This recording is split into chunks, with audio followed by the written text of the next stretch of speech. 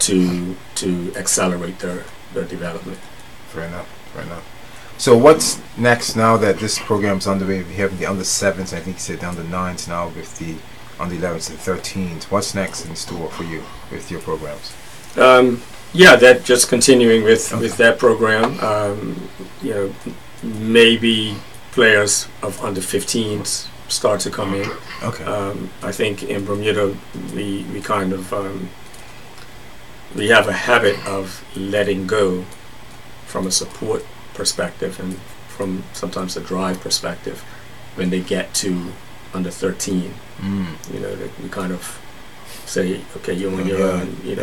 You see less parents come to under 13 games than under 11 and under 9 games, and even less parents come to under 15 matches because it's more like, okay, well, you're old enough to go by yourself, so off you go. But in all fairness, don't some of the athletes or students say, "Mom and Dad, you don't need to come now. I don't need you." Well, it might be some of that as well. But I mean, at the end of the day, they need continued support. You know what I mean? And it's almost like whether through parents just taking a back seat or the players kind of pushing them away to say, I don't want you to come to the games anymore.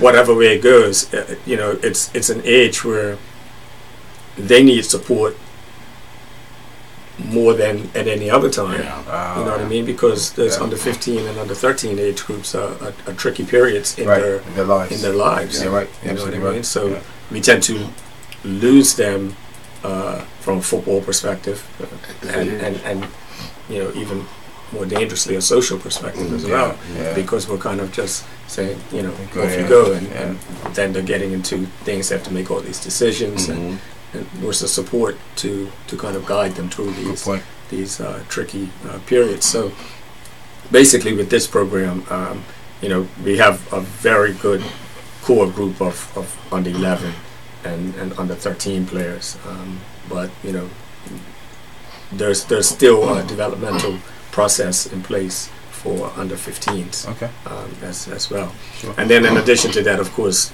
all of that, the KTAC training program, we have the Super League that's still going on, and that's going really well at the moment. Some really competitive teams. It's at BAA this season. Okay. Because last was at Nationals? Yes, right. yes. National Stadium, I should say.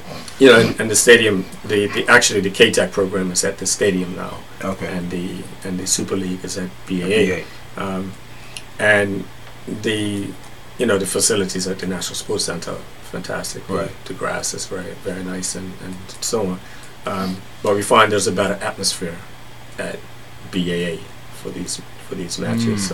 Just a natural field being enclosed, and how the surroundings, the fans come to the match. Then it gives a better atmosphere, and trust me, the boys they absolutely love it. The players just love it. The atmosphere, the walking out to the anthem, the crowds are pretty generous to these matches. They take place on Monday evenings. Okay. Tonight is the turn of the under 11s tonight. So they're still going through the group phase, which is kind of heating up a little bit, getting very interesting.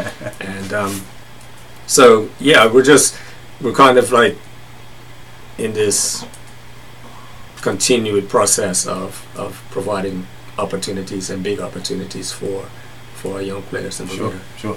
Let's take a commercial break. When we come back, we'll still talk to Kenny Thompson. Of course, the man is eager to give all his talents and knowledge back to Bermuda. We'll talk more about that. We'll talk this and more after the commercial break.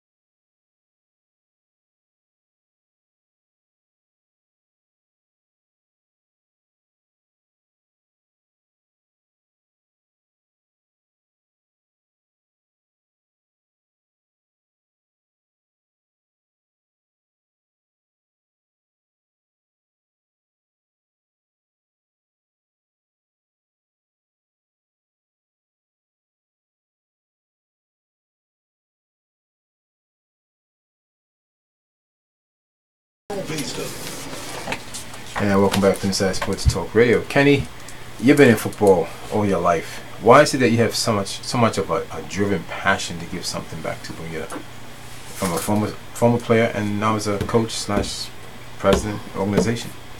Yeah, I think I guess it was just a natural progression from the passion to play. I had that from before I can remember, to be honest. And I think even, looking back, certain things make sense now, but looking back during those days, even in the neighborhood, I always had a sort of organization or something, about what I was doing. So I organized, the tournaments in the neighborhood. That's true. When I was like 10 years old, So it was just a natural progression, I guess, that after playing, then I wanted to continue to coach. And yeah, it's just a passion and a drive to give back, to provide for young people. I've had the opportunity to see quite a bit in my own, I guess, kind of development and education, going to Europe and on a regular basis. And so, I'm really driven to provide the same types of things for Bermudian players here in Bermuda. Not everybody can leave, Bermuda to go to other places. So, but Bermuda players have the same passion that other players have in other parts of the world. So, I'm driven to kind of provide the same types of concepts and techniques that I've learned in top European academies here in Bermuda. It seems as though Earl is the type of person that is always looking to learn more and more and more. I recall Kenny making a big announcement back in early 90s. It was the tournament at then, I think, Southampton Glebe School. You put on a big tournament. And then, you just kept going forward and improving on this and improving on that. You never stop. You just got this energy, and you just keep going. You just have a passion for it. I mean, it's amazing what you do daily. You do this 365. Is there a time where you can say, I'm going to back off and just spend time to myself, or just keep going? I try. I try. Yeah, I'm pretty good at it these days. I actually kind of take weekends off in a way. Right. I'm still, when I say take weekends off, it's never 100% off. So, for example, on any given Saturday, I'm at BA just after 8:30 to watch these matches, and I'm there until maybe around 3. That's a day off. And that's kind of like a day off. I'm just observing the players and the teams and the coaches and things like that. Sundays it's going to watch the first team as well. But then in between that, there's some downtime where it's very difficult because of the technology now. So I am now good at staying away from emails for the weekend. So I guess some people out there listening wonder why I didn't reply to an email. It's because maybe it's the weekend and I'll get to it on Monday. But you still have WhatsApp. Yeah.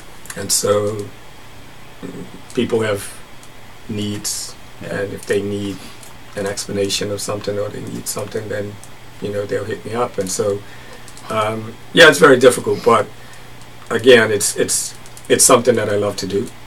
So it's really demanding. It's I work hard at it. But when you're passionate about something and you do something that you love to do, then it feels a little less like the dreaded work that people go through. But again, it's hardly ever turned off. Whether I'm in Spain or whether I'm with the family in the UK, there's always some football something going on at that time. So it's I try to manage it well, and I guess the day that the passion kind of drops off is the day that I definitely know I have to stop. Because if I can't give 100%, then I'm not going to do it. My final question for you, Earl may have one as well, but is, where do you see yourself in 5 years from now? the K-Tech project is very important to me. So I see that really growing to a really top level here in Bermuda. And I just see the management of things like the Super League and the programs that Andrew and I are now managing with BAA and ABC. We're just taking those to another level now. So it's just a step-by-step process. And as you said in the beginning, I'm very much like that. I'm kind of there's never a day where I'm not really thinking about learning something new and getting better. Always looking to get better, and the travel helps with that as well. So even when I take players to Europe, it's for their development, it's for their exposure and their experience. But you can bet that during that period that I'm taking in some things myself and getting better. So I've had generations of players. Some players who now, it's funny because I now coach some younger players, and I coached their fathers back in the day. But I say to that situation that I'm definitely much better in 2019 than I was in 2000. And I'm better in 2019 than I was in 2018. That's just a natural kind of good answer. Way that I go about doing things. Sure. Any final questions? Sure. Any final comments, sir, before we wrap up? You sure? No. Yeah. Glad to see this guy here. Well, hopefully I don't see him too much longer. Hopefully he goes back pretty soon. I wonder why. Are you scared of something? No. I don't know if you get in a cup match, but no. Well, you can understand. You can understand him. Just that. Where he's at, then he needs to go back there as soon as possible. On the cup match vibe, though, I won't. If I were St. George's, I won't kind of look too soon to doing anything. You said if you were, so let's leave it like that. Because we know you're not. So. But actually, Kenny Thompson is talking up Dowray Rollins, who has also joined us in the studio. Dowray, welcome. Thank you. Getting ready for the 2019 season over in Sussex. Obviously, it's another big year for you because every year you play, you're actually playing for another year and another year and another year. So, how are things shaping up for you leading into the 2019 season? I suppose you could say that they're shaping up pretty well. I mean, sort of. This is, like you said, it's probably an even bigger year than last year. Probably, the year, 21 years old. Haven't played sort of one format last year, I think. Looking to solidify a spot in the other two, hopefully. But yeah, I know it's a big year. I'm looking forward to it. Just looking forward to keep enjoying my cricket and having fun. Obviously, there's training going on now, pre-season training. You have a few teammates who are with the England setup. You have Ollie Robinson just coming back from injury. He was explosive at the beginning of the season, picked up the injury and struggled later on. But for you, missing this, but you're missing a bit of preseason. How do you think you're going to be able to just hit that ground running and be ready to start? Because I think the first seconds game is April 28th, I believe. Yeah, I mean, it's not. I don't feel this doing any harm really to myself or to my prep. I mean, when I get back, I'm going straight to South Africa the next couple of days for about 10 days. So that'll sort of get any kinks out that are there at the moment. But I think this break, being home with, I get the bit in my teeth again to play. So I probably needed another break and stuff. And but I'm still feeling confident going back into the year and hopefully find a spot to start in the team. Right. Obviously, adjusting to the three formats. You have already said you solidified a T20 spot, but the 50 overs and the 4 days and the longer version of the game, what do you need to be telling yourself more regularly? Because it takes that patience. It takes that, what I don't have time for in a 2020, I have time for in a longer version of the game. Yeah, I mean, it's that big A word. I'm assuming they're using football as well, called adapting. I just think that's probably the main thing in sort of when you're chopping and changing through formats, because the ball's still the same, it's still the same size, weight's the same. The pitches aren't really too much different, and the surroundings are usually the same as well. So I think it's just adapting, not only to the format but to the situation of the game in that particular day. Sometimes in the longer format of the game you can play like it's a one-day game. Sometimes in one-day cricket you can play like it's a T20.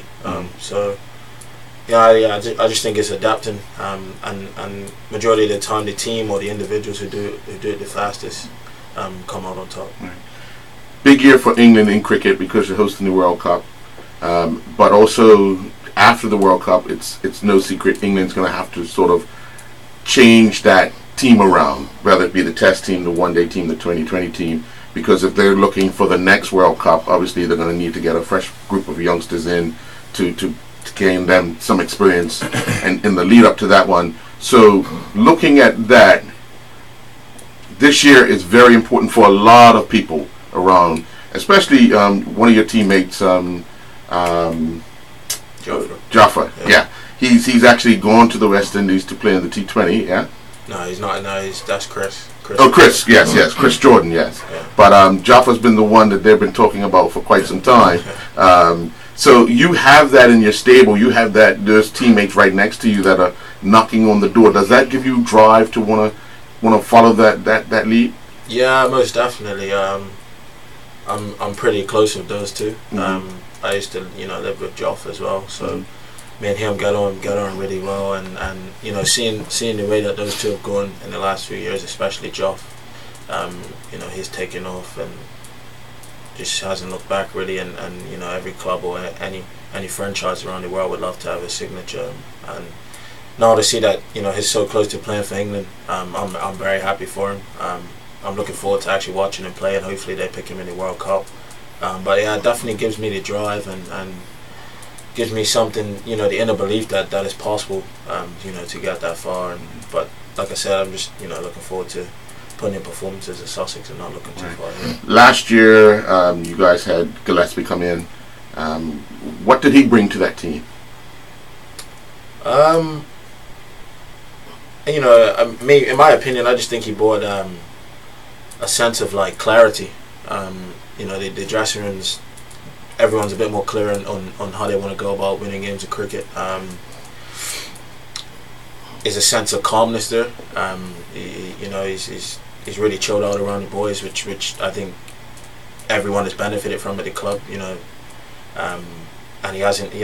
he puts the ball in your court. He gives you the tools. It's just whether you want to pick them up and use them. And he was really good last year, and I don't see why this year or the next couple of years he won't be even better for us. Getting straight to a T20 final in his first year just shows how far the club's come in that sort of 6 months. And everyone at the club's looking forward to the next 6 with him, and maybe a couple more years to come. Oh, now that you're home, what are you gonna be doing? You just gonna be relaxing? A bit of both. Yeah. A bit of relaxation, but also still training to make sure that when I do step foot in South Africa, I'm ready to go. Give myself the best chance to sort of make sure I go into the start of the season without any injuries, and give myself the best chance to play. The first couple of months as well. So when you relax, are you going to be doing any running, any cardio training, any weightlifting, things of that sort, or just relaxing? No, yeah, definitely. Definitely, I think that's what when I leave here, I think that's where I'll be going. Probably on South Shore somewhere. So yeah, it's definitely just making sure I'm getting myself prepared. Like Girl said, it's a pretty big year for me, so I would like to go into it feeling that I'm in the best physical condition that I can be. Right. And the rest of it should take care of itself. Really.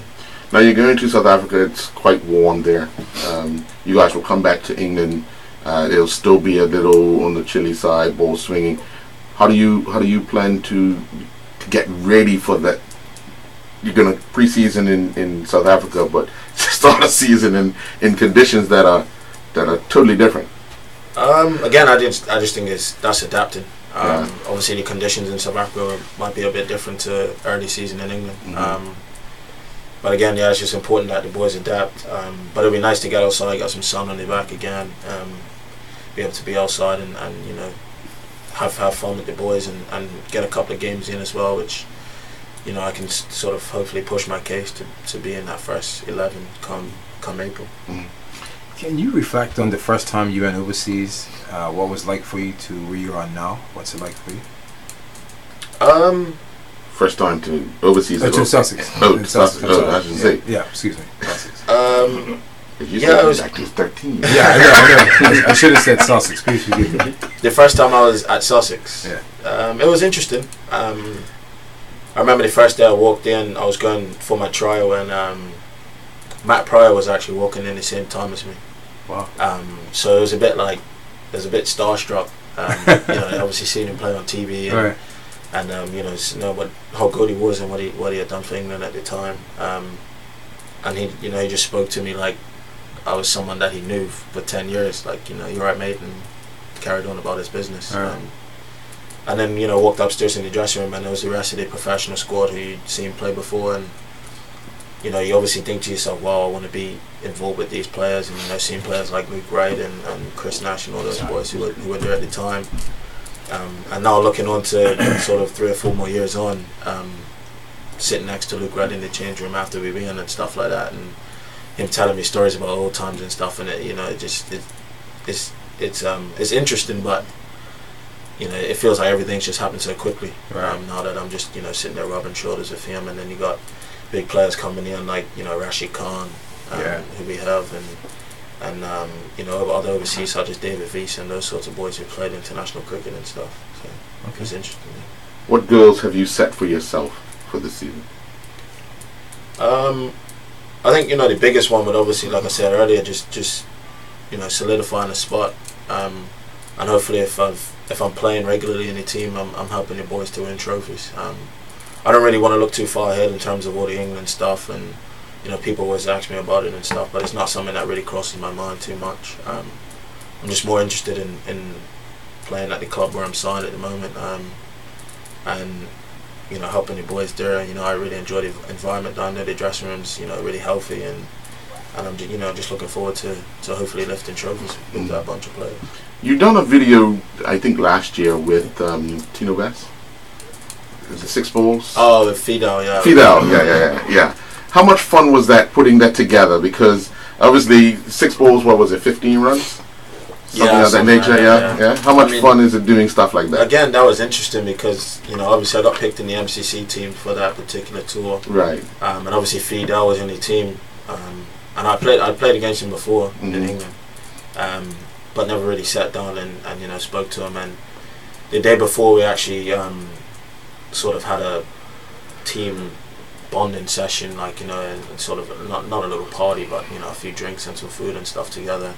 And me and him just sat down and we just talked for about 20-25 minutes. And he knows you know, quite a few of the boys from Bermuda as well, like the older people. So, you know, we spoke about a few of them and stuff, and just cricket in general, and you know, other things around the world. But to then, you know, sit there and do a video with him again was a bit like, well, you know, this is, you know, Fidel Edwards who'd done it for so long in West Indies, for West Indies, and now to just be rubbing shoulders on the same team with him and picking his brains about certain things was you know, something that I'll not forget. We have a multitude of players playing football professionally. You're one playing cricket. How difficult is it to make that professional step in that sport, in the sport of cricket? I mean, it's a little bit more difficult in football in the sense that there's not as many teams or leagues. So I guess that if you do make this step, then you're doing something right, and something's going well for you. But I think for me, it was just a sense of believing that I was good enough to first get signed, and then again to play in the professional game. I didn't have the belief when I first signed in the academy. I sort of got signed and was just playing academy games and not really realizing, you know, what I was doing or how far I'd come. But then once I, you know, got mixed around the first team squad a bit more, and, you know, people started coming up to you and patting you on the back, oh, well, better this weekend or during the week and stuff, and then you start to sort of believe and realize, like, you know, actually maybe you've got something that someone else sees in you as well, and yeah, once I sort of got that belief, you know, the fire in the tummy and or the chest, as you want to say, whatever, just went again, and you know, I guess I sort of just kicked on from there. We have to break for news in a few minutes, but over the years, your success, who has been those people behind you that have kind of molded you to the person you are today? I definitely say my parents. They're top of the ladder, definitely. You know, mom and dad always. I hate hearing it from my mom whenever she calls me. She'll ask me what happened today or how did you get out, and I was like, I don't know, I just got out.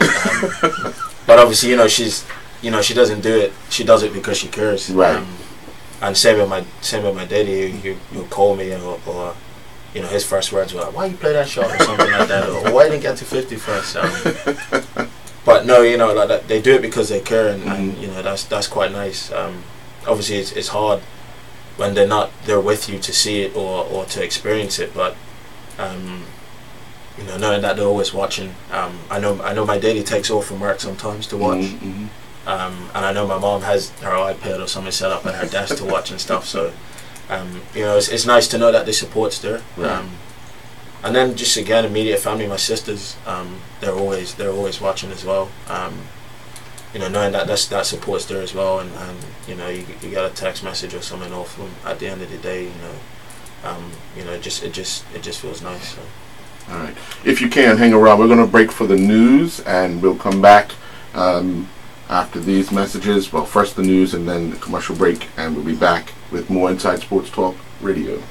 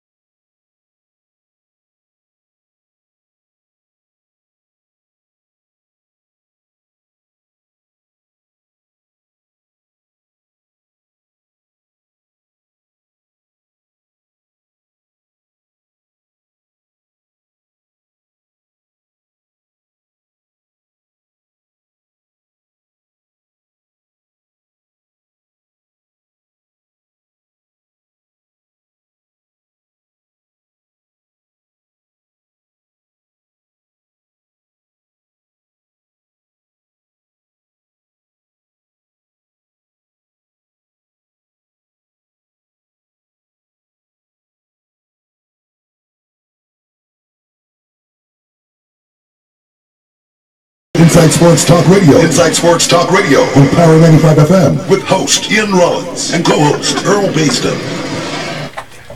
And welcome back to Inside Sports Talk Radio. Here on this Monday, February 25th, the last Monday of February. 2 months going already, Ian. Yeah. But we want to finish up our conversation with Delray Rollins, who's in studio, and Kenny Thompson, who has stayed in studio. Gentlemen, obviously you guys have seen and been around your sport. What has helped you grow personally, being at a high level? We'll start with you, Kenny, as far as coaching, seeing the atmosphere at Barcelona, and then you, Delray, at Sussex. Yeah, I think it was really important when I first started to coach, almost 30 years ago now, that I got myself exposed outside of Bermuda, because it's one thing to be here, to be a player here, and to be a coach here, but you have to see the bigger picture. So that's one of the first things that I did, was to travel extensively throughout Europe, and as you know, mostly in Holland, but also in Germany, in Belgium, in France, in England, and now a lot in Spain.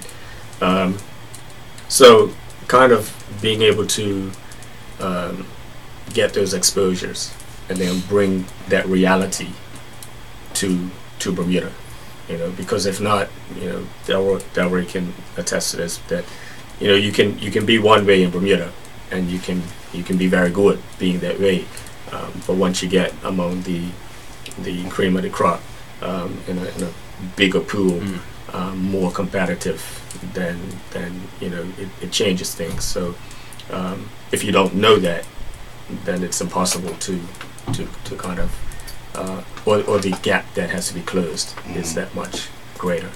So for me, it was kind of getting that exposure and bringing that and driving that into the athletes here in Bermuda. And for you, Delray? I think some of the exposure. Once I sort of got in the professional setup, seeing how good players actually are and how well they train, because obviously fans only see what we do on the field, what comes on TV, but actually what goes on behind closed doors was something that really opened my eyes, and it actually just made me want to get better. It just made me want to learn new things. I always ask, I've got a pretty good relationship with Mike Yardi, who's our batting coach. And every time I have a session with him, I always ask some random question to him, and you could tell he's looking at me like, what are you actually thinking right now? Right.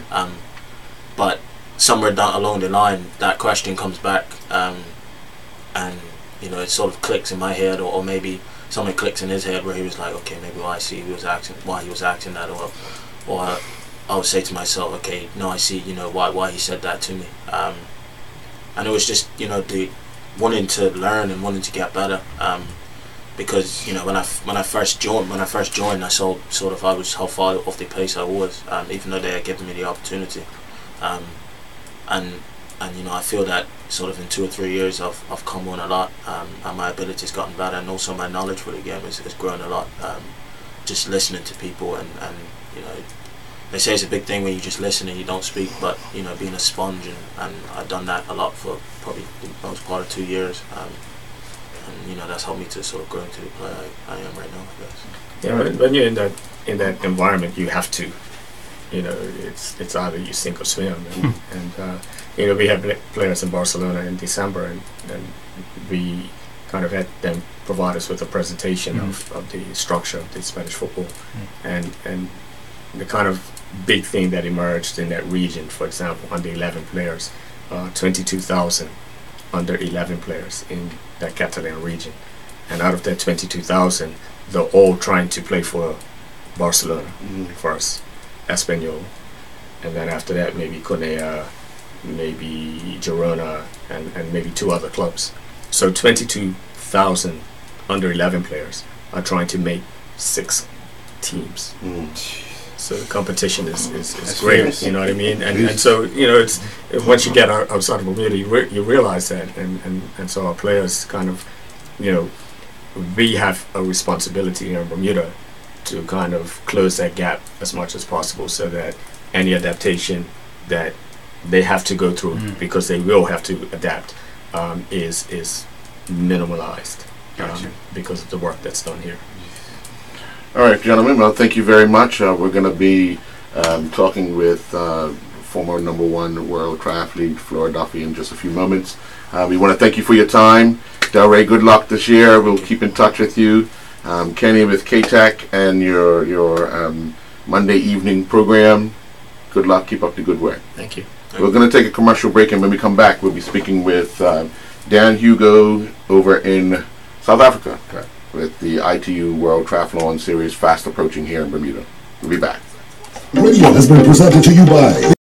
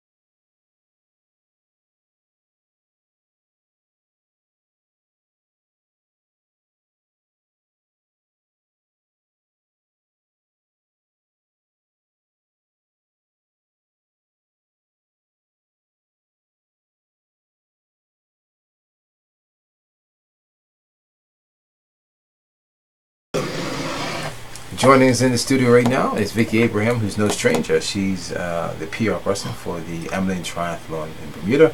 Good afternoon to you, Vicky. A very good afternoon to you. All is well? All is wonderful, me especially see with our special guest. Special guest. Very I know excited you're to very hear what excited, she has right? to say. Yes. Before we go in line with her, I just want to test your math. How Okay. many days left for the big day? No, 59. Nah, you ain't that good. Yes, you're right. I 59. think it's right. Yes, you're 59. right. How you get that, huh? Well, you know, I'm living and breathing it every day. I wake up in the morning and I know it's 59 days. What can I say?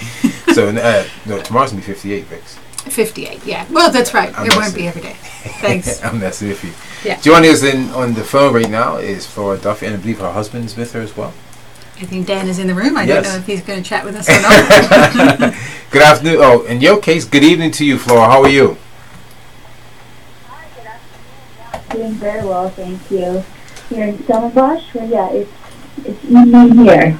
It's evening there. I think it's just after 7 your time, because it's 1:15 here in Bermuda, so I think you're 6 hours ahead of us. Yep, that's correct. Other than that, how are things going for you thus far for 2019? The big day is April 27th here in Bermuda. We're here to defend your title. The course is the same. You've got 59 days left. How are you feeling? I was feeling good until I heard there's only 59 days left. It was like, 2 weeks ago it was 90 days, so time is really flying by. But it's going well here in Stellenbosch. You know, this is where I've based myself the last couple of years to train this time of the year. Getting myself here, the house here, this is where, you know, he spent a large part of his sort of mid-year, so you know the town quite well, and it's a great place to train, lots of triathletes in and out. So yeah, slowly finding my groove again and getting really excited for the event in Bermuda. When you were here last year, it was probably the biggest sporting event Bermuda's ever seen a local athlete participate in and come first. So what are your expectations? Yes, we expect you to defend the title. As a defending champion, you want to win at all costs. So how are you now compared to last year this time? Well, yeah, last year, the experience of my life with everyone coming out to watch, the atmosphere, I mean, it was incredible. And people on the circuit, they still talk about how great it was racing in Bermuda. And for me, obviously, this time of the year is a little bit different than last time of the year. I was coming back from injury, whereas this time last year, I had Commonwealth Games looming. So it was in a slightly different preparation. Not to say that, you know, whether that's good or bad, but it's just different, and almost different preparation kind of keeps things interesting. So there's been a few different challenges along the way, but yeah, and I think in a pretty good place, and getting better every day. So yeah, keeping positive, and yeah, I'm taking a closer look at the countdown to make sure that I will be ready for April 27th. For injuries are always frustrating, but are you now back in love with the sport? I know you wouldn't have fallen out of love, but during injury time, a lot of people get frustrated because they can't do what they normally do. But have you got that bit back yet? Yeah, of course. I mean, injuries are very frustrating, particularly when you get them, and you know, this is how this is what I do, and this is my job, and so not to be able to do that because an injury is incredibly difficult, especially for me. I was sort of riding high, and everything was going really well, and then it just suddenly stopped. So of course, that's a lot to deal with and a lot to manage, sort of, you know, mentally and emotionally, and then of course you have the physical side of actually trying to heal the injury.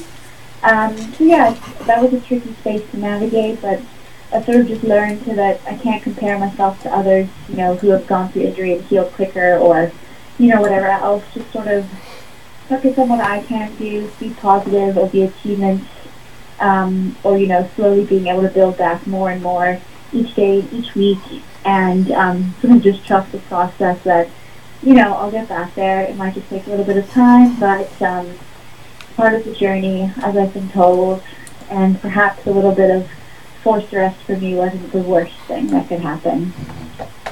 Now, we've seen that you've been doing some work to get back into that race mindset, having fun. Well, we would consider fun because you're always smiling when you're doing stuff. But cycling, and I see some video of you running as well.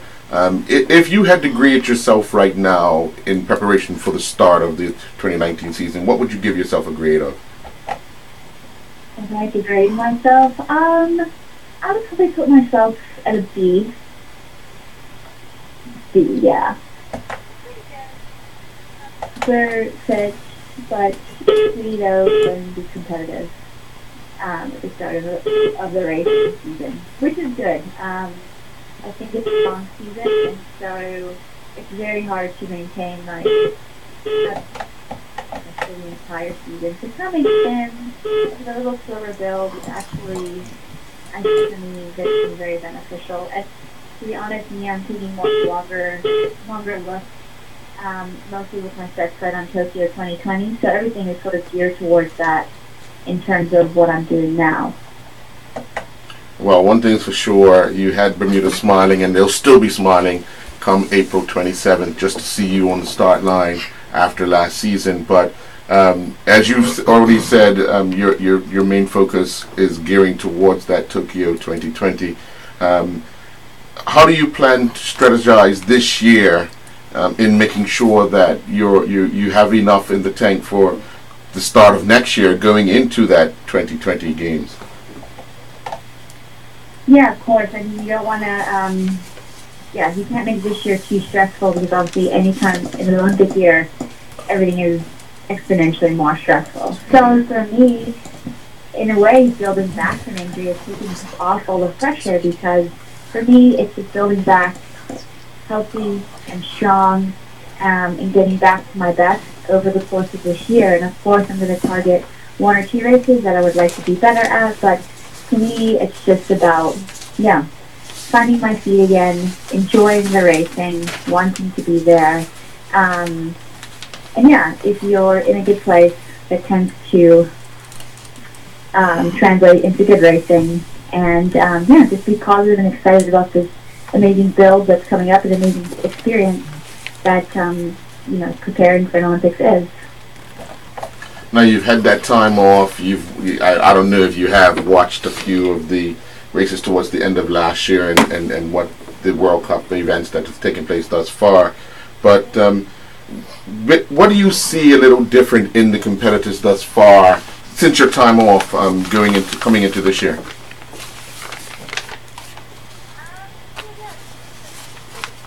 I watched a few of the races, but I also kind of skipped a few just because I wanted a little bit of a break from triathlon. But yeah, it's definitely slightly different racing. I guess a few of the girls have told me that the bike is not quite as hot when I'm not there. So it's allowed a few others to sort of shine and change the dynamics of their racing.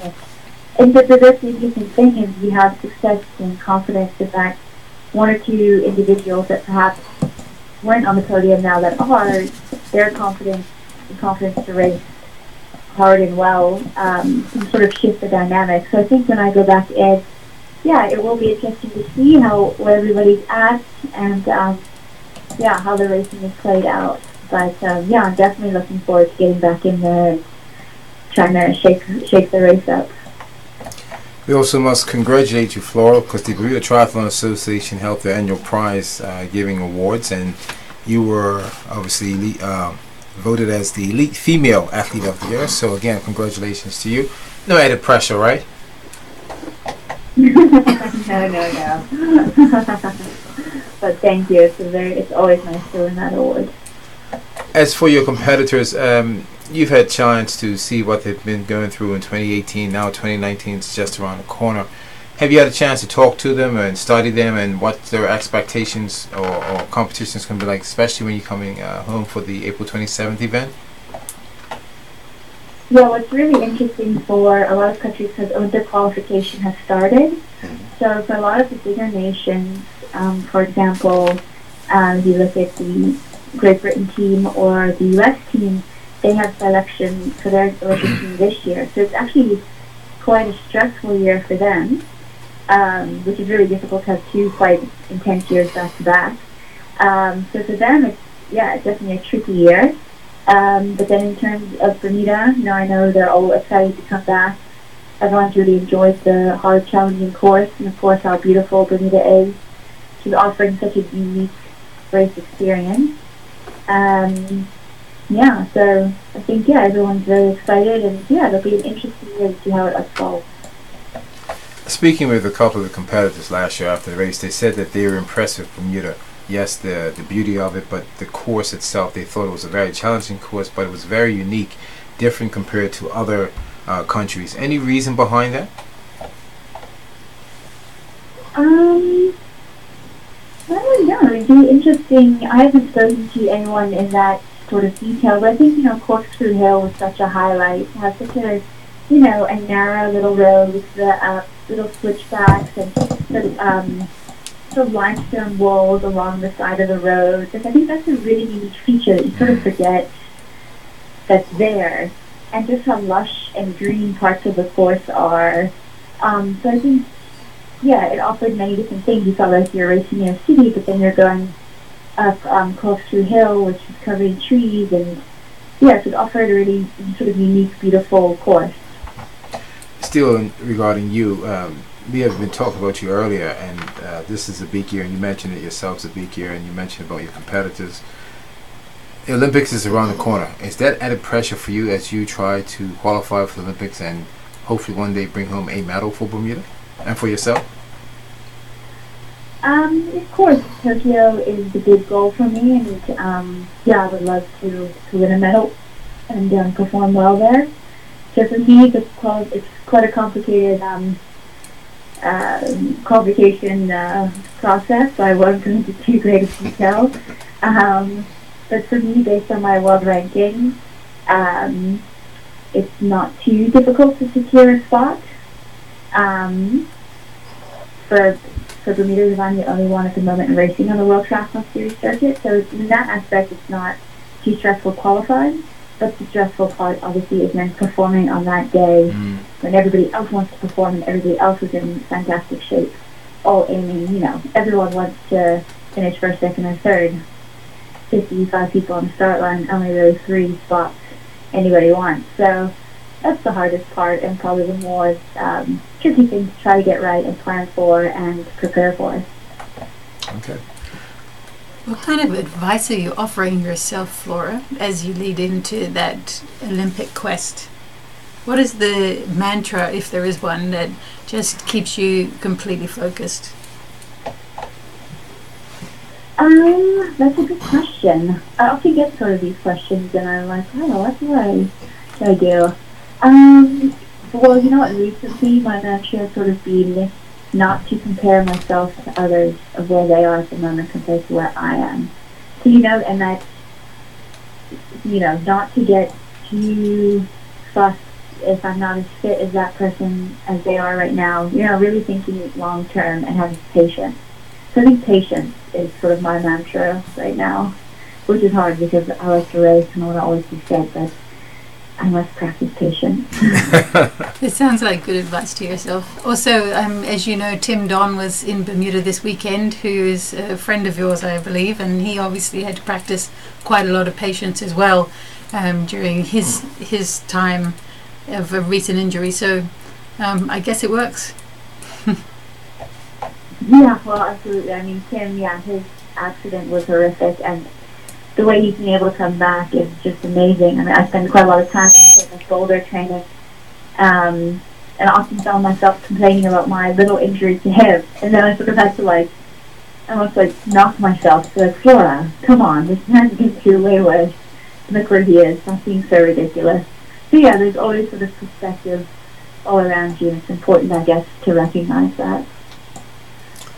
Well, thank you very much, Flora, for joining us today on Inside Sports Talk Radio. Thank Vic Gabriel for making it all happen for us. We truly appreciate taking time out of your busy schedule interviewing you today. And we look forward to speaking with you when you arrive home, because you only have 59 days left. Oh man, that's around the corner. But thank you very much for having me on the show. And all the best for the start of the season. Great. Thank you very kindly. Again, that was Flora Duffy in South Africa as she's preparing for the annual Amlin ITU Triathlon in Bermuda. This is going to be held here in Bermuda, April 27, 2019. She just spoke to us from South Africa, taking time off her busy schedule as she's preparing for the countdown. 59 days. God, time is flying. We're going to take a commercial break. When we come back, we'll speak with Vicky Abraham.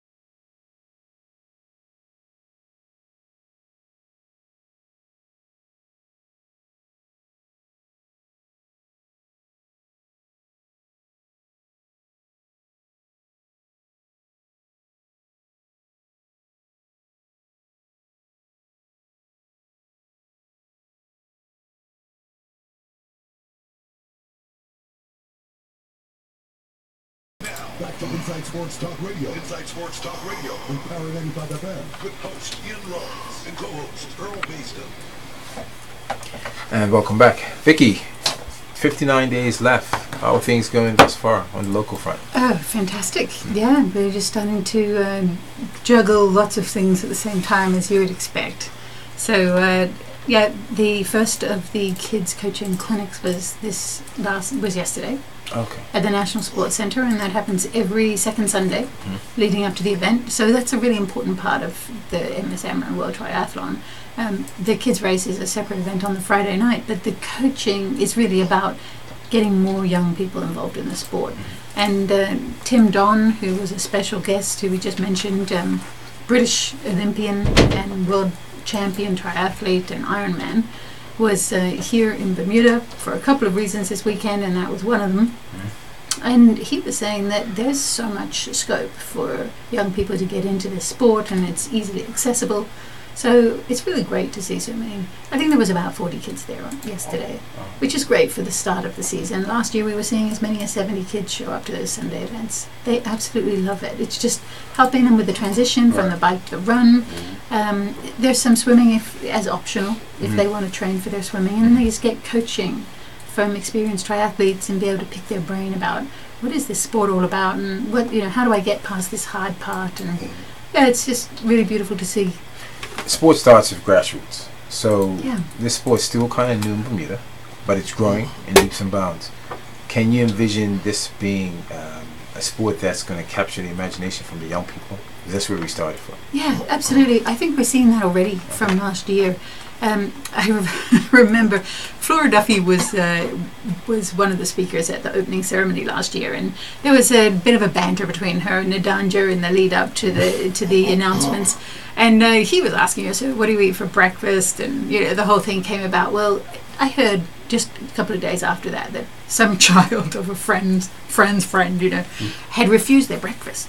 Because I can't eat that. Flora Duffy said, I can't eat that. It's not healthy. So it infiltrates all layers of fitness and health. And yes, they're interested in the sport, but I think they're just as much interested in the idols and in the potential and in their own possibility.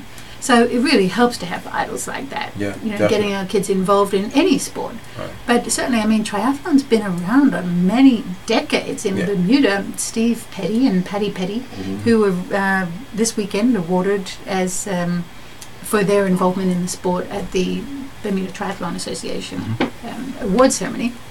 They received an award for their participation. They started that Bermuda Triathlon Association. I'm sure Earl can give a whole bunch of history about it. For sure. But it's been around a long time, but maybe it hasn't had the popularity until now. Recently. So it's a great opportunity to boost that. Right. Yeah. That's true. Kids love to run. Right? You see so many kids out there running, and in that beautiful the Skyport Mile that was on this weekend, so many kids showed up for that. So kids love to bike. Right? Right. Now, the swimming isn't always so popular, but that's something you can work on. Yeah, you can. You get better at it. Trust me. As you know. Yeah. How's your swimming going, by the way? Quite well. Is it? I'm Glad to hear that. swimming more than 12 meters now. That's wonderful. 13 and a half. But not only was Tim Dunn on the island, Tyler Butterfield was here as well. Yes. Having local people that have been through the trenches of competing at the highest level is also important. I mean, we often see a lot of people coming in from overseas to give that knowledge and that experience, but we also have a lot of people on island who have been through, talking with Ian, and his swimming coach has been, to that, to that level of where we could be looking towards him. Others that have been to the Olympics, experience.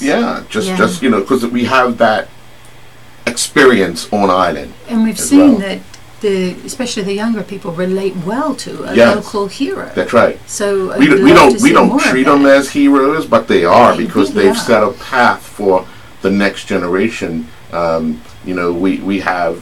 We've been represented in every Olympics with the exception of one. We've had sailors, we've had swimmers, we've had a diver, we've had all sorts of sports represented, and I think luge.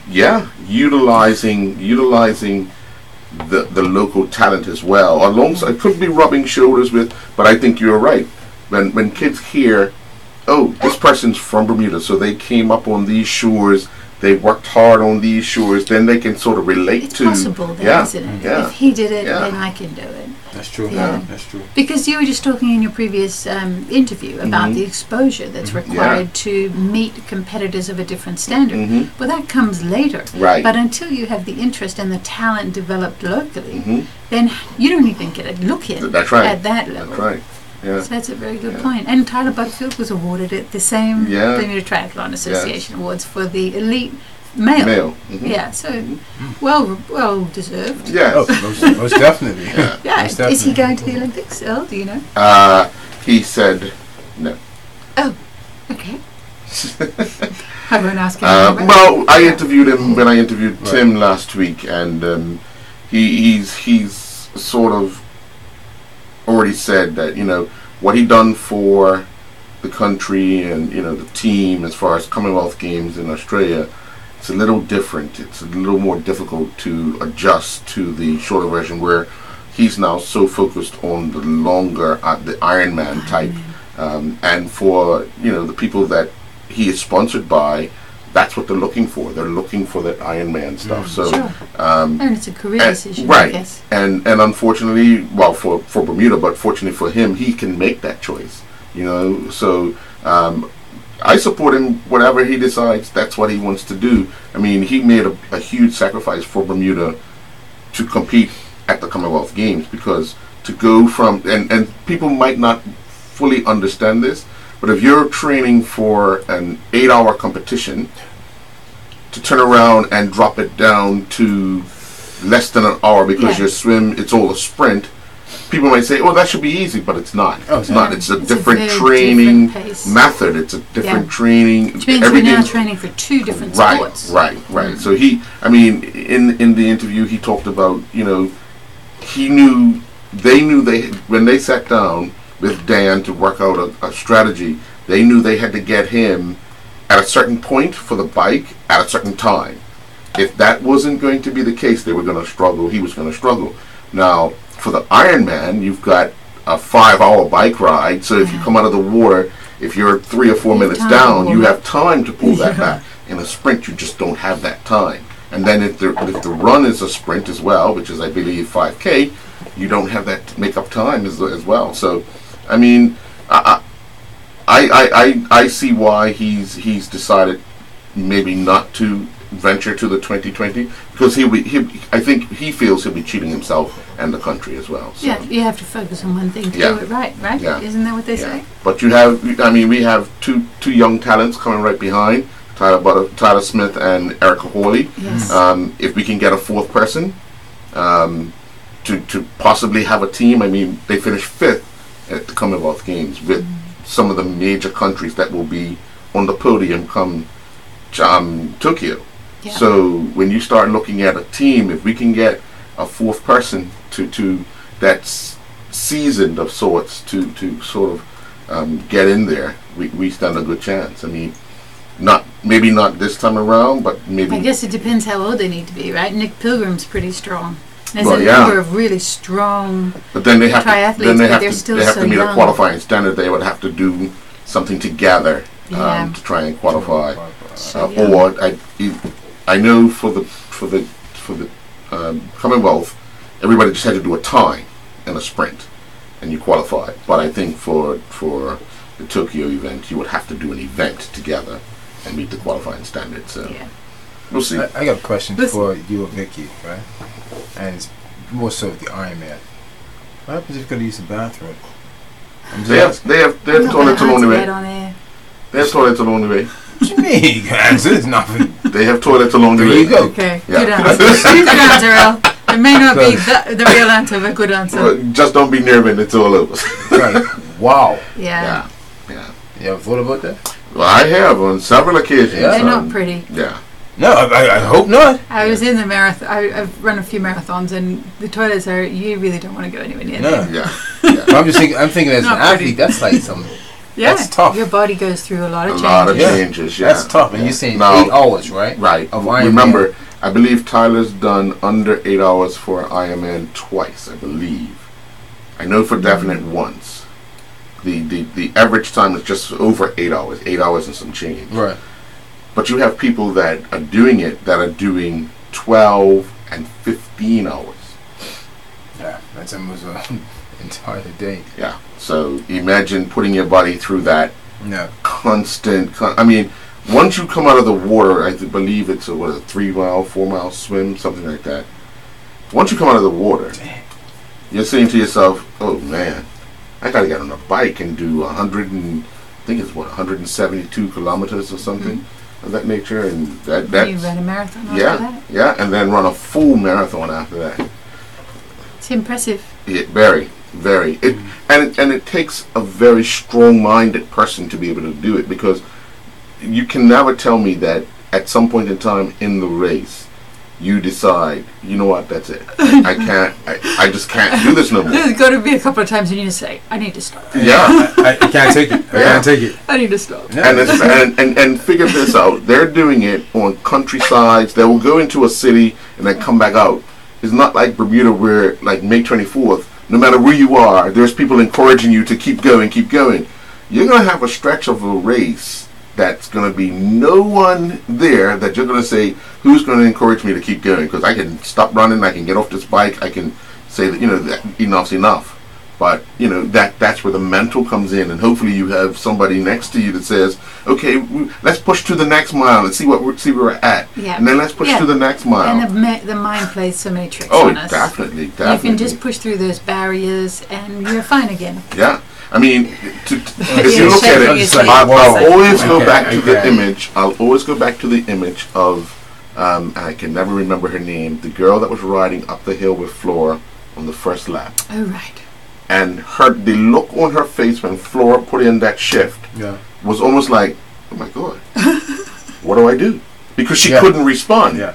So, that's lap one. Yeah, and so she's saying, like, it's almost like she said to herself, oh, well, I better wait for the rest of these people to come. And exactly that's what she done. She rode by herself for a little while and then realized, the lead back. if anything's going to happen, I'm going to have to use this pack to catch her, if we can. If not, let me settle for second kind of thing.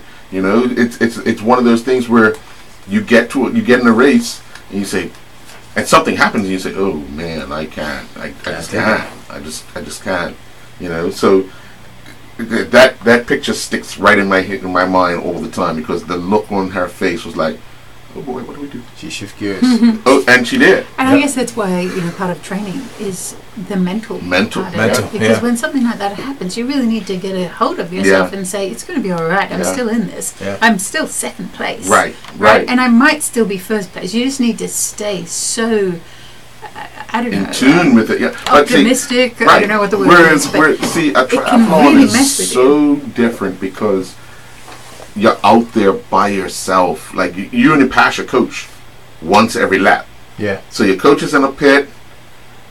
You got a car chasing you with a bike tire and so forth, but that person's not in communication with you other than tell you, come up, I want to get some water or something of that nature. True. But outside of that, Yeah. you're on your own. So when something happens, it could be devastating for you, because you're not in the right frame of mind to say, should I do this? What should I do? When should I do it? Because realistically, she had a second thought. She must have said to herself, do I go or don't I go? Now, I'm halfway up this hill. I've only done this hill maybe 4 times, and it's still a long way to go up this hill. And let me just back off and allow her to go ahead and hope she blows up, kind of thing. That's what they call it in the sport. They hope that the person out front blows up and the pack can catch them. But it wasn't to be last year, as Flora ran away with the title, and hopefully she can put on that same display. And if not, she's going to need a lot of support from the people on the sideline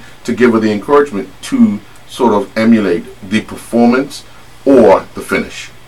I think we can rely on Bermuda to do that. Oh, of course. I Turnout's mean, going we're to be going to great. be there anyway. Like I said, it doesn't matter how she performs. Of course, we want her to win. Right. But say we want her to win because she's the defending champion, and it'd be great to defend her title on her home soil. So Right. that's what we're gonna want, right? Yeah. Right. That's what we're going. Let's take a commercial break. All right, gotta thank the sponsors. Gotta pay the bills. Oh yeah, we love Then the they're gonna have sponsors. you back on. That's how it happens. You know what I'm saying, sister? Let's take a commercial break. We'll be back after this.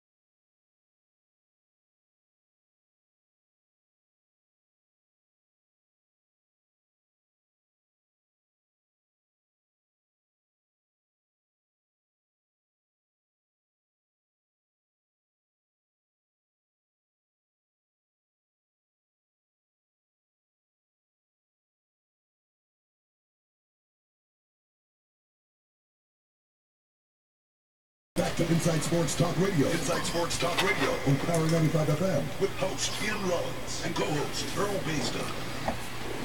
Vicky, when we last spoke, we talked about the corporate teams challenges that's going to be coming up on the 27th as well. How's your team looking? My team is fantastic. We're in good shape. Yeah. Mm-hmm. And We're what league are you? cheerleaders team. Oh, you're not Spectators. competing.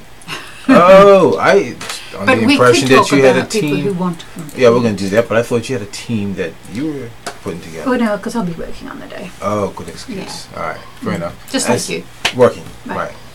But I'll still find time to put a team together. Okay. All right. Yeah. Yeah. A BBC team. Well, We have an Olympian in the house. You know that. Oh, well. I don't know if he runs, swims, or bikes, but No, he doesn't. he's need an that. Olympian Yes, nonetheless. a former Olympian, yeah. We wish him all the best in that. If he's going to run, or swim, or So cycle. we should talk about that because people Yeah. can pull a team together, and the shortest distance, the sprint, is a 5K run, 3.1 miles. easy peasy, Yeah, a 750 meter swim, no joke. and a 20-kilometer bike. It's not a bike, that's not, yeah, too, it's not bad. too bad. That's not bad. So find someone who likes to do one of each of those disciplines, and you have yourself a team. Or you can do it by You yourself. can do all three. Yeah. And then there's the other interesting combinations where sometimes a person will wear two chips. So they'll swim because they will do the whole thing themselves.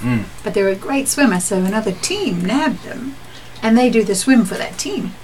They only swim once. Right. But it they're goes wearing two twice. chips. So Right, that's right. a really good way That's to a pull a good- team that's together. good, Because I yeah. think sometimes people find it easy to find a runner and a cyclist, but not so easy to meet up with a swimmer. Yeah. That's a great answer to that. Wow. Yeah. So I how, think Ken Richardson probably has like a whole list of asks. Will you be my swimmer? Will you be my But swimmer? Will you be my it's a swimmer? good way to bring in a group of friends as well who are not comfortable with that swim. right. So it actually works out in their favor. That's true. They might have a good mate that likes to ride and a good mate that likes to run. So, although I want to do the whole thing myself, I'll swim for you guys and get you in a good position. Exactly. Yeah. Nice. Nice. So Yeah. I'll volunteer. What's that? Swimming. No, you're the swimmer, Ian. That's right. You keep telling us you're a swimmer. and that you're improving. So we're really proud of you, and we're really You've got 59 days to work with Vic to make sure. We better get you a good coach. Victor Ruby's my coach. Oh, okay. Very good. Just know one thing. Whoever you gotta give that banner to will not be standing there when you come out of the water, see? The question is, when I get back there to give it to you. Maybe Sure, next year. listen, all in moderation, all in time. Yeah. You get out there. And see, this is the good thing about it being on local soil. You don't have to pay airfare. You don't have to pay hotel. You don't have to pay to rent anything. You are able to do this at home at very little cost. Well, my insurance covers KEMH for me, so I'll be all right. Not to worry. But it's an opportunity for well, at least it's at KEMH is the bright side. I'm silly. That's what I said. My insurance covers it, so no, I'm blessed in that. I ain't paying for nothing. But it allows those people who might say, I never want to do that, or I'll never travel to do that. Here's your opportunity to do it. Yeah, man.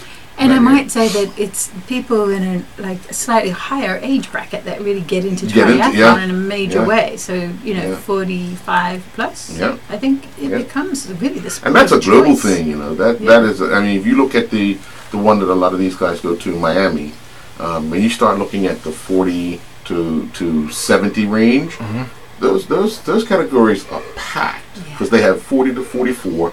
45 to 49, and then it goes like that. So, but those get a lot of numbers out. There's nothing between 35 and 40.